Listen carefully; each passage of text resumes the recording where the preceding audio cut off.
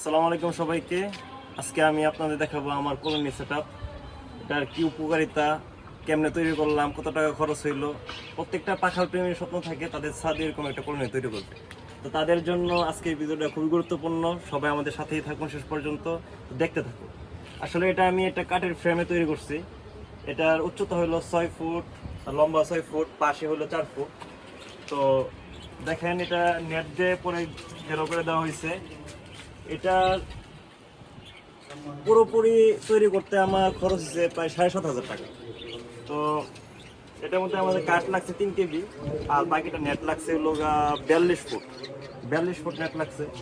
তো এটা আপনাদের আলোচনা সাপেক্ষে, মানে আপনারা দেখবেন দোকানে যে আপনার কোন নেটটা লাগাবেন তার দামটা কম বেশি হবে। তো দেখেন আমার এই কলোনি সেটআপটা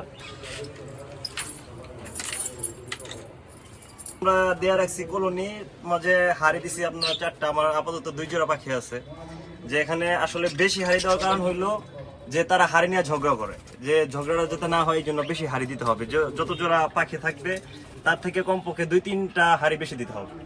আর এখানে আমি একটা ন্যাচারাল পরিবেশ দেওয়ার চেষ্টা করছি। এখানে দেখবেন আমি বিভিন্ন গাছপালা দিয়ে রাখছি টপের মাঝে, যে এখানে একটা বনের একটা ফিল আসবে, মানে প্রাকৃতিক ভাবে পাখিরা যেভাবে থাকতে পছন্দ করে এইভাবে একটা পরিবেশ দেওয়ার চেষ্টা করছি। নিচে দিছি আমি এখানে মাটি দিছি, যাতে আমাদের এখানে ময়লা আবর্জনা পরিষ্কার করতে কম হয়। আর এখানে যে খাবারটা তারা নষ্ট করবে তার এরকম ঘাস হয়ে যাবে, যা পাখি পরবর্তীতে খাবার হিসেবে তৈরি হবে আর কি।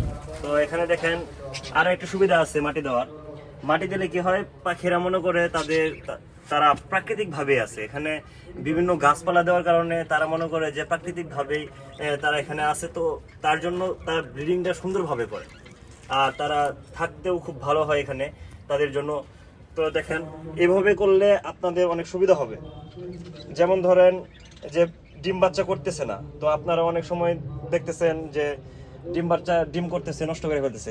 যে সময় আপনি এরকম সুন্দর একটা পরিবেশ দিবেন, তাদের নিরিবিলি একটা পরিবেশ দিবেন, তারা সব সময় এখানে থাকতে পারবে নির্দ্বিধায়, তখন তারা ডিম বাচ্চা ভালো করবে। তো এই জন্য আর কি আমার এই ব্যবস্থাটা করা। তা আপনারা যদি জানতে চান যে আমরা কেমনে কেমনে সেট আপ করবো, এর পরবর্তীতে ভিডিওতে আমরা দিব। আসলে আমাদের সাথে যদি আপনি থাকতে পারেন তাহলে আরো পাখি সম্পর্কে আরো বিভিন্ন তথ্য আপনারা পাবেন। যা আমাদের সাথেই থাকুন। আজকে ভিডিওতে এই পর্যন্ত।